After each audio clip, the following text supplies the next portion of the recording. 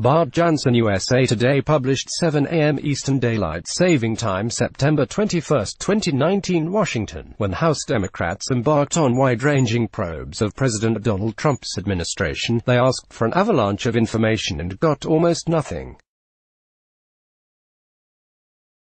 Lawmakers demanded copies of Trump's tax returns, and his administration refused to provide them. When they ordered his bankers and accountants to turn over his financial records, Trump sued, at least temporarily blocking the demand. When lawmakers subpoenaed Trump's aides in person, several refused to answer questions. Others refused to show up. And last week, House Democrats got the lesson in what can happen when a witness actually appears. During more than 5 hours of questioning, Trump's former campaign chairman, Corey Lewandowski, refused to answer so many questions that the committee struggled even to get him to acknowledge things he said to special counsel Robert Mueller on television and in his own book. Instead, he traded insults with lawmakers and used a break in the proceedings to announce potential campaign for the U.S. Senate.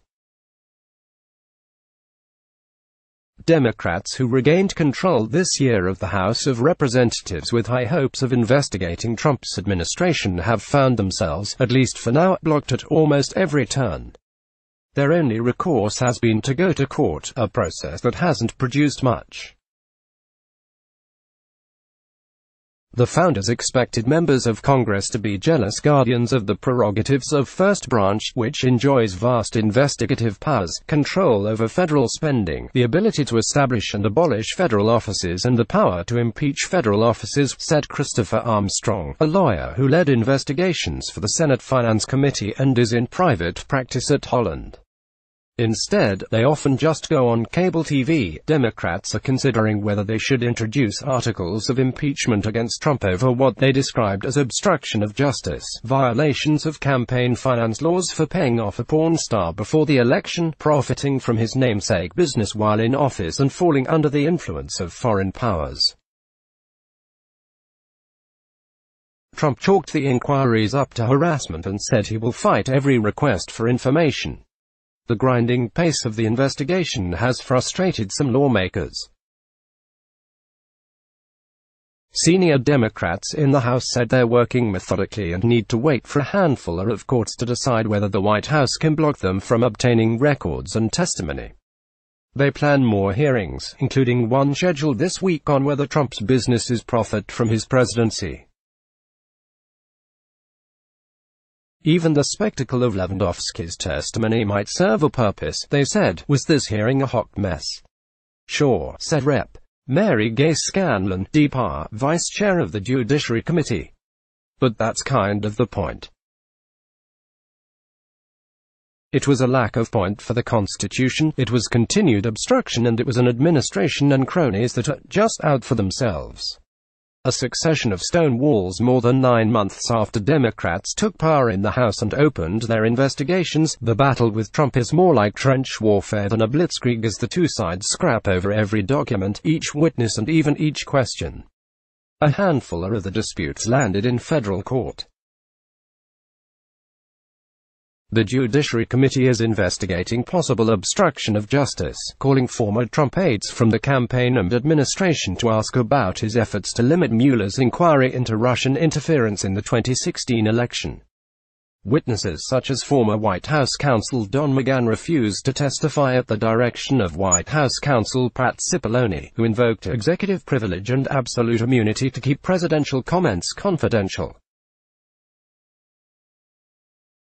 The committee asked a U.S. District Court to enforce the McGahn subpoena. The Oversight and Reform Committee is investigating whether Trump violates the Constitution by profiting from his private business while in office, and it sought access to some of his financial records. A federal judge ordered his accountants to turn over the records, but Trump appealed. The Financial Services and Intelligence Committee subpoenaed financial records from Trump's lenders, Deutsche Bank and Capital One. A judge said those companies should turn over those records, but the request is on hold while an appeals court in New York considers the case. Democrats have found few alternatives to lawsuits. They've tried holding officials in contempt, most recently when investigating the administration's unsuccessful efforts to add a citizenship question to the 2020 census. The House voted July 17 to hold Attorney General William Barr and Commerce Secretary Wilbur Ross in contempt for defying the subpoenas. The Justice Department, which would be in charge of prosecuting for contempt and is run by Barr, said the officials had not committed a crime and wouldn't be charged. Patrick Kotter, a former federal prosecutor who followed the Mueller investigation while in private practice in Chicago, said a judge in a criminal case would have swiftly shut such nonsense down if subpoenas went unanswered or witnesses refused to testify. But it appears Congress can't or won't act like a court and enforce its subpoenas or find people who are explicitly, indeed gleefully, in contempt to be, in point of law, in contempt, Kotter said. To a simple criminal law lawyer like me, it doesn't look like any court I have ever seen. A partisan split. Partisanship helps explain why Democrats have been stymied. When Congress considered impeaching President Richard Nixon over the Watergate scandal, it was a bipartisan undertaking. The House investigations of Trump are decidedly not. We feel strongly about our position, about the position of Article 1, the legislative branch having the right to have oversight over every other branch of government. House Speaker Nancy Pelosi, D. Califf, said July 26. But that's important because it means we can get the information to show the American people what the obstruction of justice was further all about. Republicans in the House accused Democrats of pursuing pointless investigations for political gain. Mueller's report did not establish a conspiracy between Trump's campaign and the Russian operatives who sought to sway the 2016 election in his favor. Although it documented 10 episodes of potential obstruction by Trump, the special counsel never reached a conclusion about whether his conduct amounted to a crime. Rep. Doug Collins of Georgia, the top Republican on the Judiciary Committee, predicted that the courts would rule against the panel for the McGahn subpoena and that the decision would weaken Congress's power. Collins said the panel has no right to grand jury material behind the Mueller report, which the panel demanded in federal court. Chairman Jerry Nadler's legal action here is sure to fail, weakening Congress's ability to conduct oversight now and in the future, Collins said of the grand jury lawsuit. You are aiding him in that obstruction. Democrats haven't fared much better by summoning witnesses. Last week, 2 of the 3 men they subpoenaed to testify about the president's effort to limit the scope of Mueller's investigation refused to show up at the White House's direction. The one who did, Lewandowski, Saturday in the witness chair for 5 hours but answered so few questions that lawmakers gathered little, if any, new information. Lewandowski refused to testify about his conversations with the president beyond what was in the Mueller report, and he stalled after almost every question to consult the report while refusing to read aloud the passages about him. It's going to be a grueling and difficult process, said Representative David Cicilline, DRI, a committee member who proposed holding Lewandowski in contempt. We have a President of the United States who is engaging in an ongoing cover-up and obstruction of justice and obstruction of Congress. And it is going to require us to claw our way to the truth. Representative Nadler, DNY, warned Lewandowski that his refusal to answer could be considered obstruction.